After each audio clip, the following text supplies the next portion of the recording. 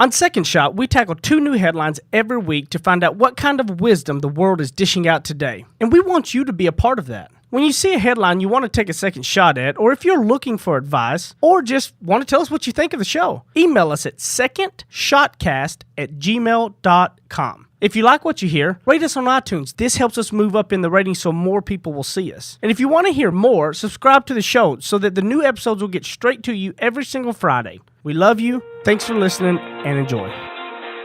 Heath Oakes is a millennial mogul whose ignorance on fire led him to fail his way to success. Jenny Anchondo is an Emmy award-winning journalist whose sharp eye and biting wit have led to her storied career in television. Together, they tackle today's headlines in a way only an odd couple with a dash of perfect opposite can. So kick back, relax, and join the conversation. This is Second Shot with your hosts, Heath and Jenny. Can you really believe that we're really basically through the first 3 months of the year already? No. Is that just me or is it really shocking? It is. No, I'm completely with you. Although I did have that neat thing happen with the vision board the other day. Yeah, that's true. When I looked through, because sometimes you get to March and you think, oh gosh, okay, we're a quarter of the way through and, haven't accomplished any of the things that I've set out to do, or maybe you have. But one thing did happen with the Hot Work Studio, and that actually has happened since the start of the year and moved really quickly. So I am thankful for that. Some of the other things still need to come to fruition. So Heath and Jenny, we're here like always, and we got Zach in, and Matt is still trying to be cool on other places with us right now. He would rather be with us, he told me. He would, honestly. But we still got Zach, so that's all that matters. Yes, that is all that matters. I want to hear more about the studio, but before we get to it, on the end of our last episode, you guys were talking about Australia and how much fun you had going to Sydney and sitting on a plane for 16 hours and getting jet lag. It was great. But what I want to know is, how is coming home to the kiddo after you haven't seen her, right? How's Brighton doing? It was like heaven. So good. So good. And what I realized too, and other parents would be curious to hear you weigh in on this in the Second Shot group, when I had to get in the mindset of, honestly, this is probably going to be the easiest time to leave her, during this. So she'll be 2 at the end of May. And I think that in the beginning it was very hard because I was pumping and she needed milk and we were freezing it and sending it across the country, and it was a whole mess. Right. So now she doesn't, she's eating food now, and she doesn't, it's not like she has activities. I mean, she does, but they're not, The girl's got an activity every day. The girl does have an activity every day. But it's like, story time at the library, or, her little science explorers class and stuff. And what I realized when I was talking to other parents on the trip was that, they have kids who are 7, studying 8, for 9. the SATs, or kids who are 7, 8, 9, and they've got soccer practice, and they've got, things that happen at school, and maybe they dealt with a bully, and you're halfway around the world. Yeah. So what I just had to be at peace and think, this is going to be the most peaceful excursion that you have as a parent when you're going this far away, because right now our problems, which include potty training, are relatively small. Oh, yeah. Story time at the library is so metal. I miss it. It's great. Yes, it's awesome. I don't know how much Brighton does of sitting and listening to a story as much as she's running all over the place, probably. She's been reprimanded. Yeah. Mm-hmm. Did I tell you guys about how they put up the tape for Brighton to keep her from trying to go up to the front of the room? What is this, Brighton tape? Yeah, Brighton tape. Yeah, because she wasn't understanding that the teacher was supposed to be in front of the class. So she would go up and sit next to the teacher as if everyone was there to see her. I don't know where she gets that from. I do. I love it. And so they had to put up this piece of tape and tell her, no, you need to sit behind the tape. You're no one's here to see you. You're here to listen. Sit down. Nobody put boundaries in front of her. How dare you? Know, all right? Yeah. I love it. Well, we should talk about our first headline. Yes. This one's great. Man makes entire house pink, says neighbors can't do anything about it. A Texas neighborhood is in uproar over a Pepto-Bismol full-on flamingo pink panther pink house. But the homeowner doesn't care what his neighbors or anyone else thinks. Emilio Rodriguez says, "It's just my favorite color." Rodriguez bought his home in November when it had a plain shade of white. Now the walls are pink, the gutters are pink, the roof is pink, the chimney is pink. It's all pink. He said a house painted like this was his dream home. And he said annoyed neighbors aren't going to faze him. He chose this neighborhood particularly because there's no homeowners association to block him. No HOA, no HOA. He pre-planned it specifically for that reason. So when people get mad, he explains there's no HOA here and the house can be pink and that's the way it goes. And what frustrates Mr. Rodriguez is it's his favorite color and he always wanted a house that was pink. So what's the problem? Why are neighbors stepping on him? What's the issue? What do you guys think? Have you seen the picture? Do we have? I mean, go everybody just go Google the man with the pink house in Texas. It'll come up. Look, blue's my favorite color, but I am not painting my entire house blue. It is amazing to me that he thinks that looks good. Like if you like pink, like maybe have like pink trim, pink shutters. You know what I mean? Like pink carpet. But y'all should go see it. It's literally all pink. So that aside, what are your thoughts on this? Well, okay. Well, because you talk about boundaries, right, Zach? Right. Yeah. So we talk about boundaries, and here's the thing. Nobody likes an HOA until it prevents someone from building a pink house or painting their house pink. I mean, that's the thing. Everybody complains about the restrictions of HOAs, and I have had my own issues with them.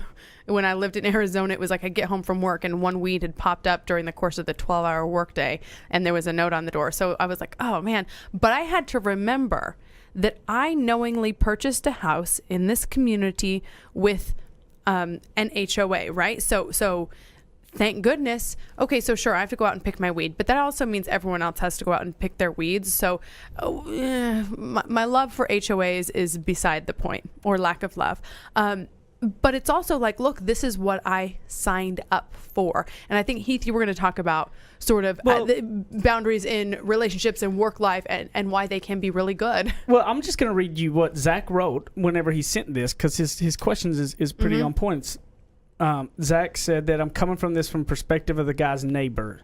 How do you deal with a problem you simply can't solve? What's the secret to keeping it cool when somebody around you makes a decision you don't like? Is there a case to be made, or should you mind your own business? Is this a problem, even your problem at all? We spend a lot of time talking about managers, employees, leaders, and followers, but when it comes to staying in your lane, what happens when somebody alongside you does something that's tough to ignore? Gosh, that's really good. I'm a part of a journalist group, and somebody recently posed this question saying, that there's another reporter, journalist at the station that's dressing, what the way she didn't think was professional, and she just thought, gosh, that's not a good representation of the station, everything like that. And a lot of people weighed in saying, first of all, none of your darn business. Second of all, like you're not the boss, so you need to just make yourself look good. And worry about that, right? So on the things you cannot change, how about just you look the best and you'll probably get the prime spot, and you be the most professional and do the best work and everything like that. And when you said that, Zach, I thought it was key, because that's here's what happens. Like that guy wanted his house pink, so he moved in the neighborhood without an HOA, right? So everybody knows the deal. And I would much rather be in a place where the guy across the street and knowing they could paint their house pink, than I would in HOA, because I don't like to be restricted on anything. Until Heath Oaks, you have to sell your house across from the pink neighbor. I mean, but again, I think people getting tidied up. Like, does it really kill you to pull up to your house and see a pink house? I mean, oh man, it's not harmful. Like, if you go I don't home, think it is. But if you're going home and you're sitting there every night and you're all mad about it and you're writing letters trying to get stuff done, right? Whose life is worse off? Yours. Do you think that person pulls up to their pink house going, man, I love my pink house? Mm-hmm. You're the one losing sleep and all these frustrations and all this because you're worried about everybody else's business and something else that's not even an issue at this point, right? So, yeah, I get it that there may be a house pink, but you knew what you were buying when you went to the neighborhood without an HOA, okay? So, but you being frustrated, writing letters, being mad, and throwing fits, it only bothers you. Like, you're not hurting that other person at all.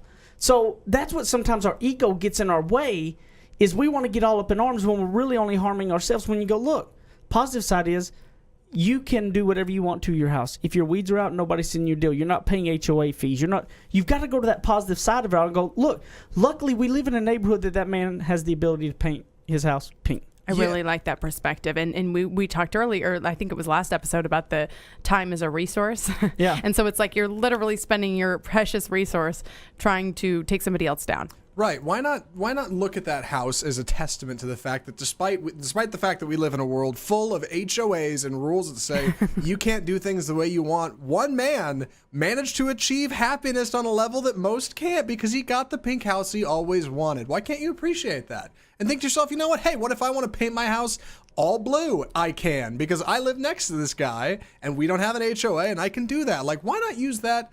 I don't know, it was a bit of a bonding experience. Instead of saying, I'm going to take this cat down and his pink house, and I'll show him, how dare you have a pink house next to mine. I mean, it just seems so negative. Yeah, and you're right. The only person who loses in that is you. Yeah, and I think this is a good one, because when it comes about your neighborhoods and your communities you live in, the things you fight for, I think a really good barometer is always look at something going on and whatnot and be like you asked, like stuff that you can't change, right? If it's something that you can't make, any time that you let something overcome you that is out of your control, you're letting them win. Yeah. Because if you can't take it into your own hands, it's like the worrying about your friend that is not saving like they should and put themselves in a bind and you getting out of the. It's not your deal to worry about. If you can't handle it, and you can't do it, you can't let it frustrate you, because it's only going to get you down. You're going to be the only one hurt by it. Nobody else is. So it's like staying in your lane, minding kind of your own business, and going, look, what can I actually control and not? You live in a neighborhood with HOA. Don't spend your time and resources. Why not just find the things to be thankful for? That like you're not paying a monthly due for an HOA. That you're not doing all those things. You know what I mean? I agree.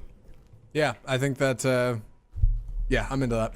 I'm into that. So maybe those boundaries of things, when you're looking at them and you want to find the barometer, in my opinion, would be what is in your control? What can you make a change on? What can you actually do to fix something? And if you can't, then you need to switch to what are the positives of that and move on from that and not worry about it, because all it's going to do is get you mad, get you frustrated. You're the only one that loses in this situation, not them. We'll be back in a minute for the second segment of Second Shot.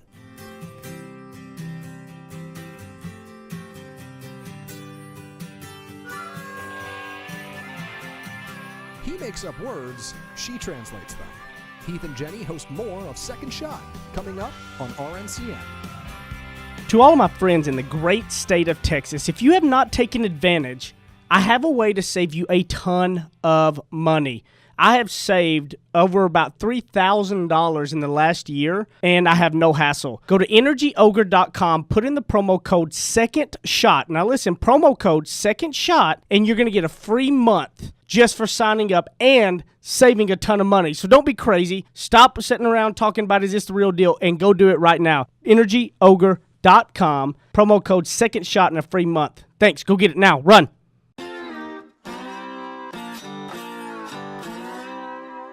Ready? Aim. Fire. Second Shot is back for another round on RNCN. All right, so this next one is like I think we might have, this is maybe a couple weeks old. I think we might have seen this headline. Oh, yeah. Well, when we were in Australia or something, maybe? Were we in Australia? I think we were in the flight. But yeah, basically what we do with this show, as you guys know, is we try to get topical news headlines and then sort of take the second look. And this was one that we wanted to hold on to discuss when we got back, because it's just so bizarre. Yeah. It's really something. The story is woman attacked by jaguar. Jaguar? After you'd think I'd get this, right? It's an animal. Oh, I thought you were asking about the pronunciation. No, I was just making a fool of myself. Woman attacked by jaguar. Thank you. After jumping fence to take selfie at Arizona Zoo, woman suffered serious injuries to her arm after being attacked by a jaguar at Wildlife World Zoo Aquarium and Safari Park just outside Phoenix on Saturday, according to ABC News. The woman was attempting to take a selfie when the animal reached out and swiped at her.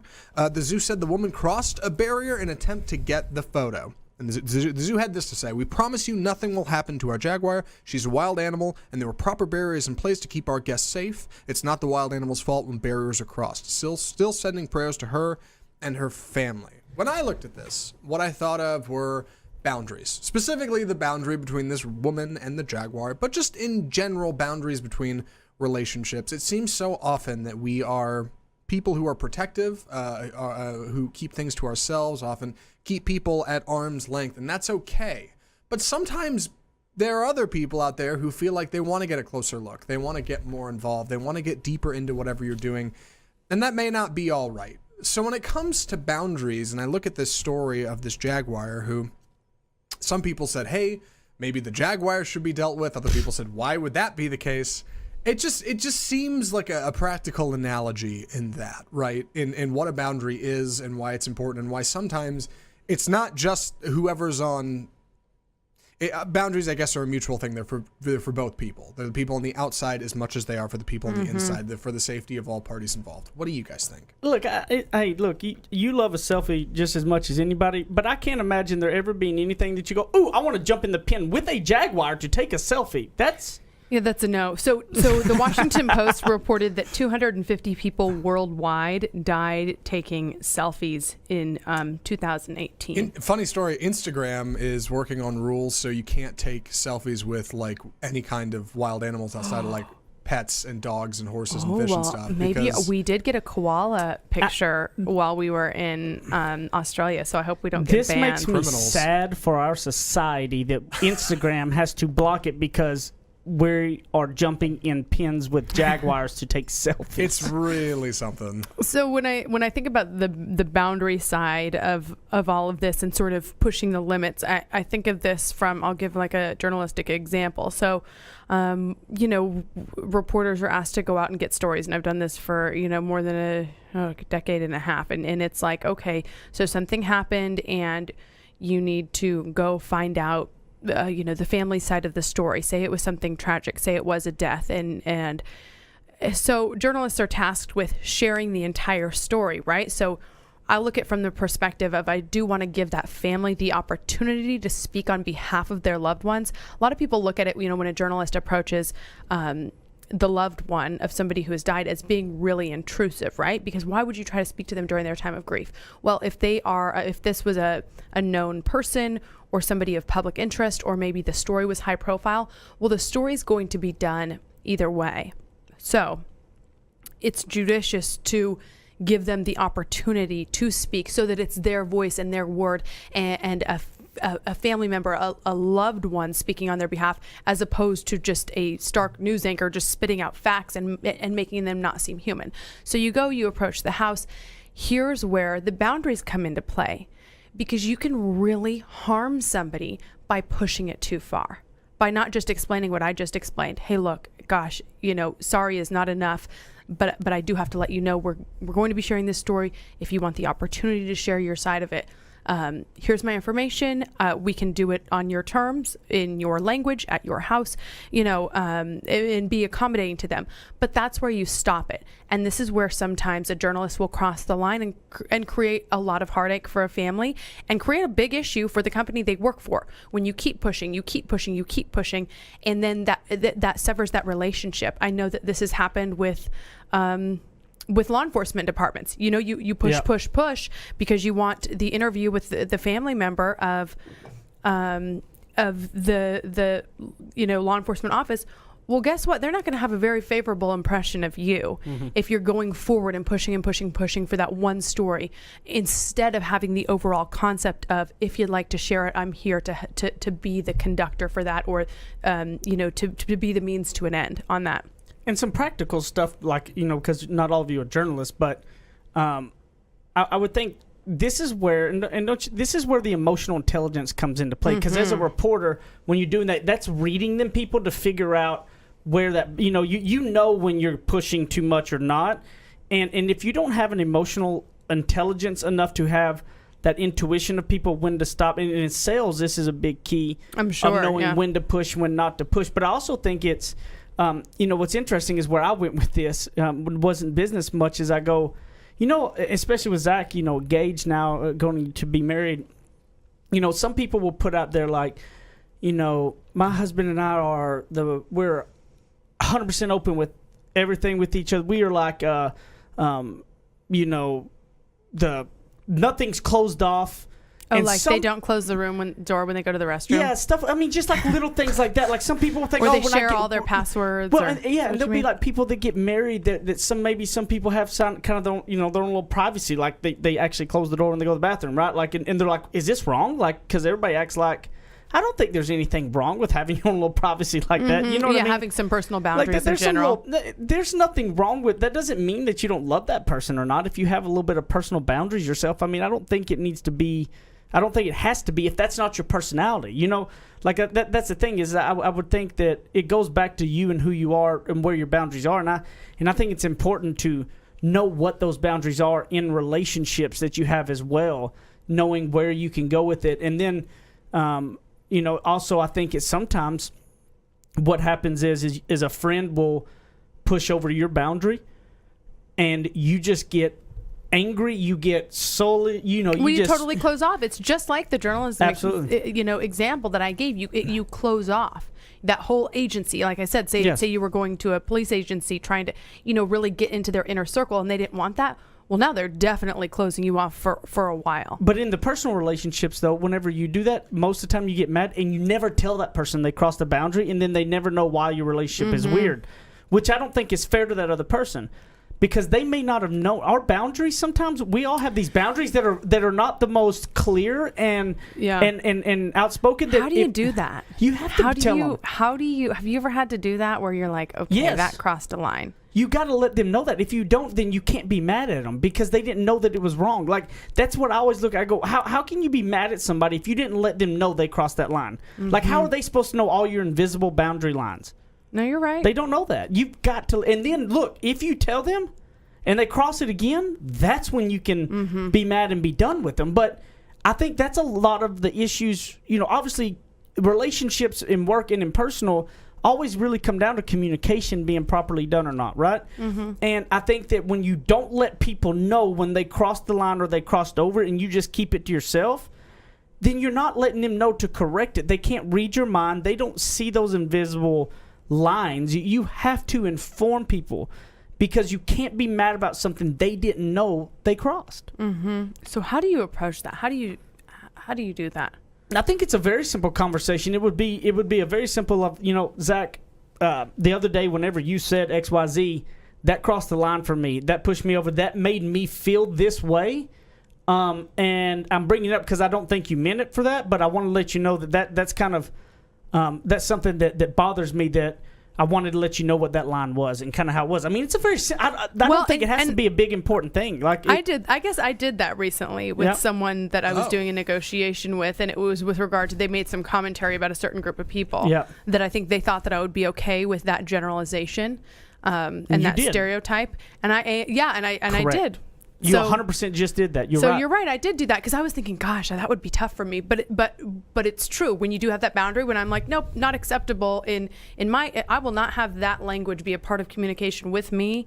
Those types of comments about certain groups of people is not okay with me. That crosses a line. And now I'm still communicating with that person on they apologized in a massive way. They said they didn't mean it, but most people wouldn't have said anything, and that person may have used it again, or may have said something again, and it would have really made you mad to where there's a blow up and it caused you issues and everything. But you addressed it, and guess what? They were like, "Oh, my bad." That's what most people would do. Hopefully it teaches them a lesson long term. Absolutely. With regard to generalizations like the one he made. And you let them in, and you were vulnerable and honest. And you said, "Listen, like, this is something that's particular to me, and like I want you to know that because I think it's important that we keep doing this thing that we're doing, and I'm not going to let this stand in the way." And they were like, "That's really cool of you. Like, that totally rocks." Actually, it's almost like surprises me that I was strong. I'm stronger than I thought. You are. You absolutely are. 100% you are. But I think that this is what happens in our relationships is that we'll have some people that have relationships cross those lines,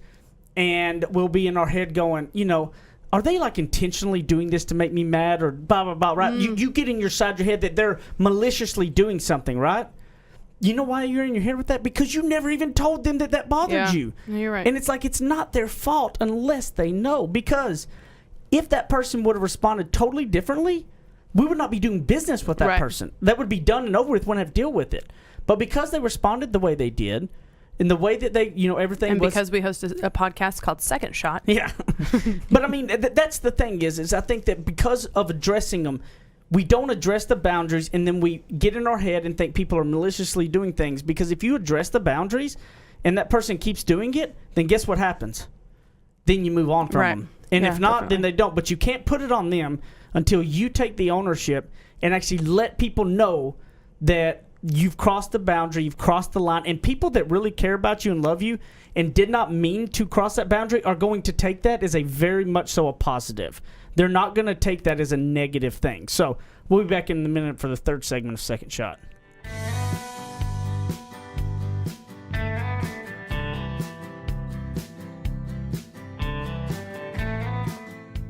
That's what I call ignorance on fire.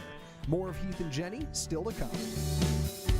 You guys have been listening to Second Shot and hearing us talk about it. You need to go pick up my book, Ignorance on Fire, A Journey of Failing Your Way to Success. You can get it on Amazon in a paper book. You can also hear this beautiful voice of mine in audiobook style on Audible or anywhere you're going to get your audiobooks. Guys, this book took a lot of time to put into it, and I believe it can really be some life-changing stuff to help you on your path to success. And hopefully you're going to fail your way to success just like I did. Ignorance on Fire, A Journey of Failing Your Way to Success. Amazon.com, Audible.com, audiobooks, paper books, everything. Get it, share it with your people, and I appreciate it. Thank you, guys. Go pick it up today. Kick off your boots or suit up. The choice is yours. Welcome back to Second Shot on RNCN. Alrighty, back on the third segment here. secondshotcast@gmail.com. Send us an email with anything you've got. Also, if you're in the Second Shot Facebook group, and if you're not, you're just not cool enough, you should actually go join it now. I would love to see you guys send a headline that makes you take a second shot and give us your second shot. Mm-hmm. And over the next 2 weeks or so, maybe we'll look at them. We'll keep them, and maybe we use all listener second shot headlines for the next episode or something, right, guys? Ooh. Maybe y'all go to Second Shot Facebook group and leave maybe your anything that you've got in there. And as always, I want to shame you to continue to leave us ratings and reviews. It helps us move up in the shot so other people can find it. Anywhere that you listen to it, you can leave a rating or a review. iTunes is really one of the biggest platforms where the majority is listened at. The other thing that's really important is to remember, just sharing the episode on your social media and letting your friends and family know that you listen and you like it and to get more. That way, we've been really increasing a lot. We appreciate y'all so much. Yeah, you guys have been amazing. And you know what's crazy? Shout out to Australia because they had this. We're our second highest country last week. Yeah. So I don't know if they knew we were there or what. Yeah, and. Yeah, well, Australia's been up there a couple times. Yeah, last year. Shout out to the Aussies. I think it was probably after we had Aaron Hendra as a guest. Probably so. That's probably very true.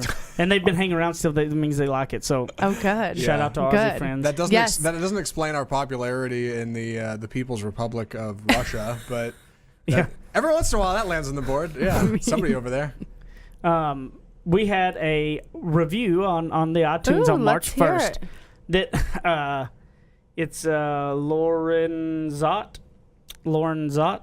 Obviously, she's talking about me. Oh, gosh. In this review here we go. Lauren, his head is getting even bigger. Amazingly intelligent and insightful. Thank you. Well, so that one was for Zach and I.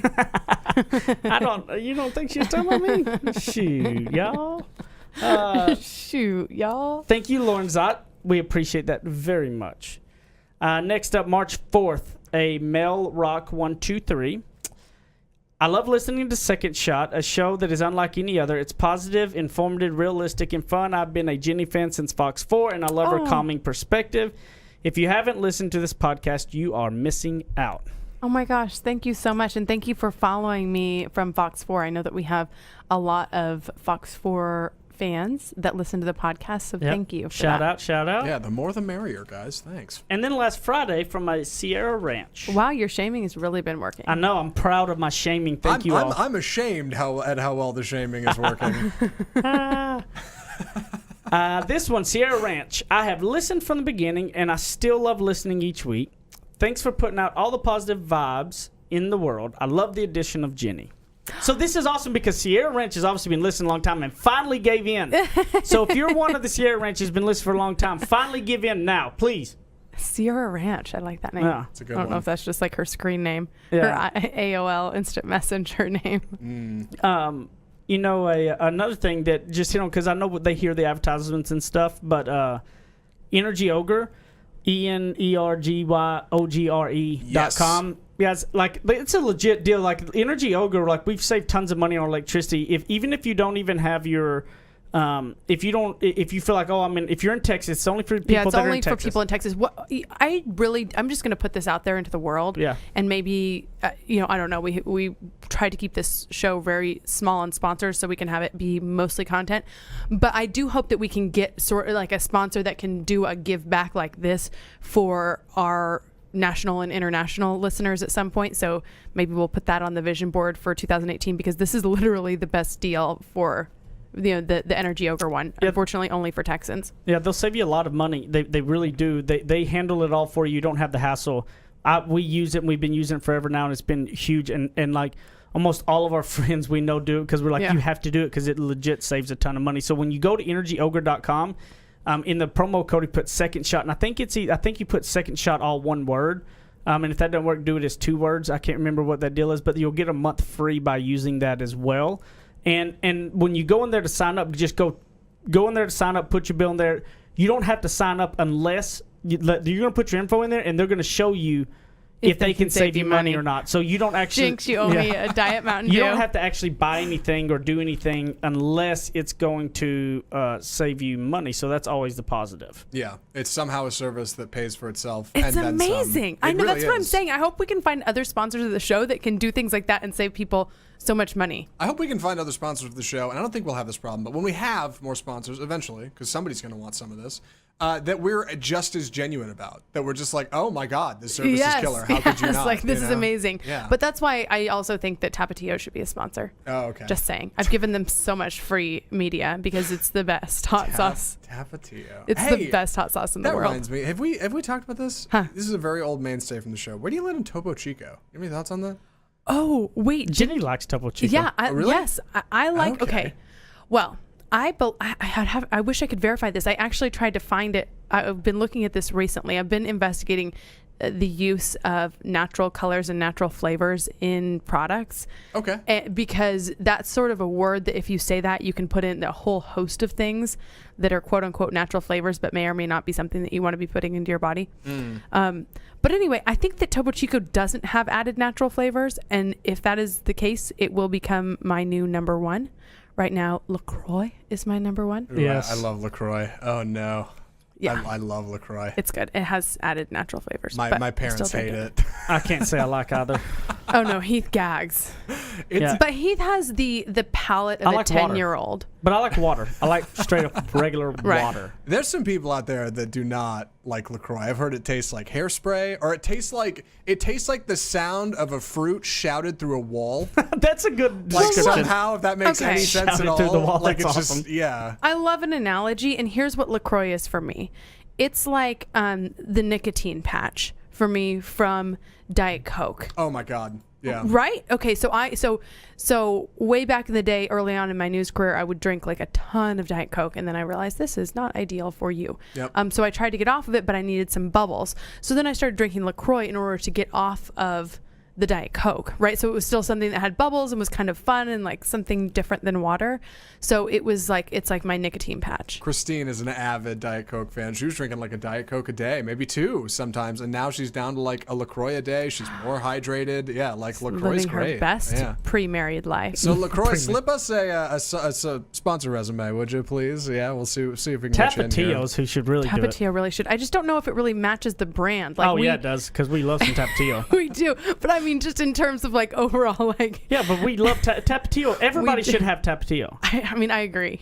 Heath has gone on a rant accusing people in our household of drinking it. Yeah, because it's like always Because gone. it's always gone. Yeah. And I want to kind of give these are a couple really quick things, but like Javier posted in the Second Shot Facebook group. Yes. Pictures of sushi, and he's like #facing fears, because based on our episode a couple episodes back where I tried sushi, which is not something that I was really all about doing. And then, here was something that I've never heard of this book, which I think is actually going to be the next book I get, but Brain posted in there that a picture of a book called The 5 Languages of Appreciation in the Workplace. And I enjoyed the 5 love languages, so thought about giving this one a try. So far, so good. The 5 love languages between spouses and stuff. Yes, and I'm reading right now 5 love languages of children to try to help, understand Brighton's love languages. And so the 5 languages of appreciation in the workplace it seems like and sounds like it was going to be a good one, and they obviously enjoyed it, and I'm going to go look at it. And then somebody else, shared some books that they were reading in there and talked about kind of what they did for them, whatnot. These are the kind of things you get in the Second Shot Facebook group. Oh, I love that. Yes, some and of those thank you discussions. for sharing that. That could be a really good resource for a lot of our people. Yeah, I think so. I think if you go in there and do that, leave us that podcast, leave us that review, share it with somebody that you think could get something from this. And I can't tell you honestly how much we appreciate you guys. You truly, keep us motivated and inspired to want to keep doing the show. When we hear the feedback and we hear the things you say, it truly does mean the world to us. And we see and listen to every single one of them. We don't take them for granted. There's nothing about that. We know that it takes time out of your day and that it takes a lot, and you've got to really appreciate some in order to go do that. So we really do thank you for that and appreciate it. So where can they find you?